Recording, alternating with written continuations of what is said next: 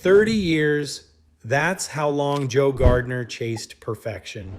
3 decades of teaching middle school band by day, playing dingy jazz clubs by night, waiting for his moment. And then it happened. The call. Dorothea Williams, are you kidding me? Are you kidding me? Congratulations. Dorothea Williams herself wanted him on piano. His dream gig, the validation he'd sacrificed everything for. But between that phone call and the stage, there was a manhole. One step, one moment of distraction, and Joe Gardner's story ended before his dream could begin. Success and death arriving in the same breath, the ultimate cosmic joke. This is where most stories end. But Joe's was just beginning in the most unexpected way. But this wasn't always Joe's story. 3 decades earlier, a young teacher made a choice that would define his entire existence. Joe was just a kid when his father took him to the Van Note Jazz Club, a cramped room thick with cigarette smoke and the smell of cheap bourbon, the kind of place where dreams were born and died every night. Then the piano player started, and something inside Joe clicked into place. Not a decision, a calling, a purpose so clear it felt like destiny. He'd become a jazz pianist, not just any pianist, a great one, the kind people remembered. But rent doesn't pay itself. Equipment costs money, so teaching became the plan, temporary, just until he made it.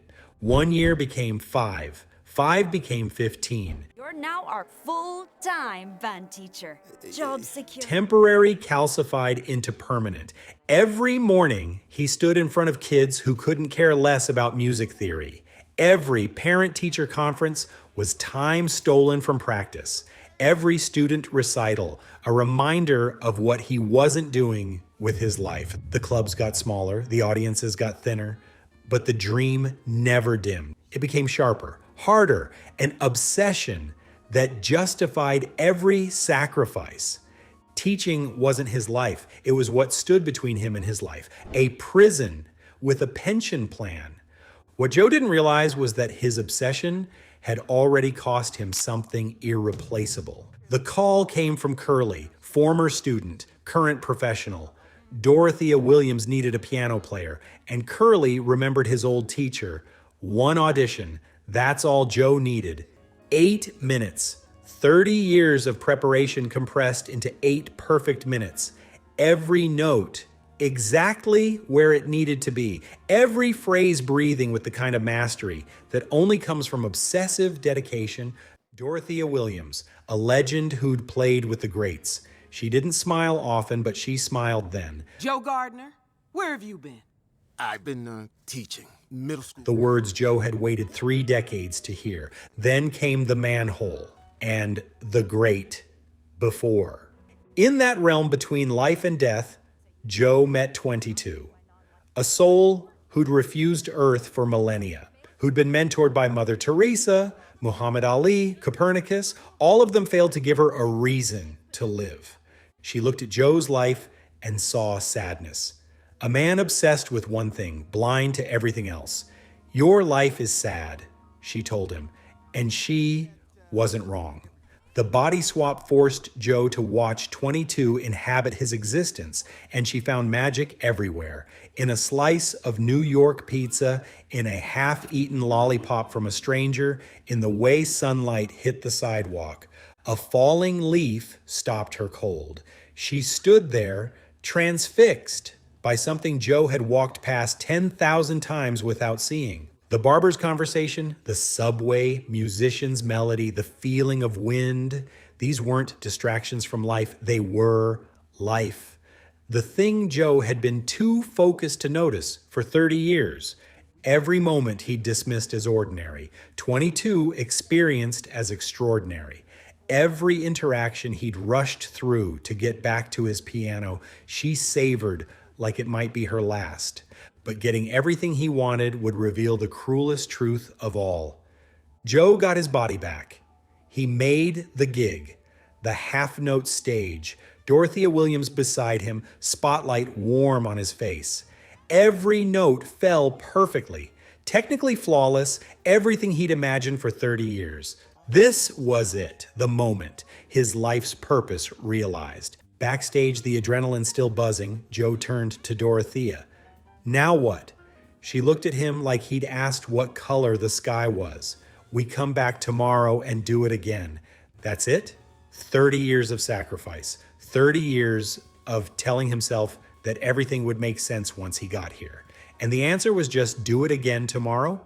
The emptiness hit like a physical thing, a void where fulfillment should have been. I heard this story about a fish. Dorothea told him about a fish. Young fish asks an older fish, "Where's the ocean?" The older fish says, "This is the ocean." And the young fish says, This is water. I want the ocean."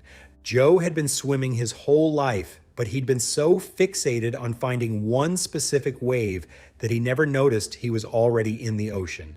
The students he'd taught, the music he'd shared, the moments he'd dismissed as interruptions. They weren't interruptions, they were the ocean. And that's when Joe understood what he'd actually lost. Joe's fall wasn't about losing the gig or dying too soon. It was about seeing clearly for the first time. Every memory played back with new eyes. And the weight of what he'd missed crushed him. Connie, his student, she'd played a solo at the recital, and he'd barely listened, too busy thinking about his own gig that night. But that performance was her breakthrough. The moment she found her voice, and Joe wasn't even present for it.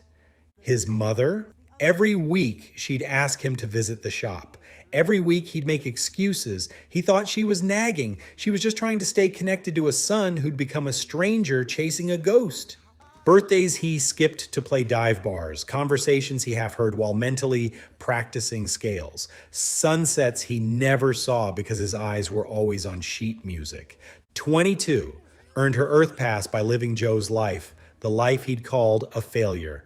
She found purpose in the things he deemed purposeless. That wasn't irony, that was the entire point. The great beyond beckoned, his time was done. But Joe fought to return. Not for jazz this time, not for Dorothea Williams or the half-note stage. He fought to return for the chance to actually live, to notice, to be present for the ocean he'd been swimming in all along. Joe's story became more than animation. In October 2025, Dr. Angela Duckworth gave a TEDx talk that cited this exact arc: grit versus joy, passion versus presence. Over 2 million people watched. By 2026, mental health programs in over 30 countries integrated what they called the Joe Gardner effect, addressing obsessive goal chasing, teaching people to recognize when their dreams had become prisons.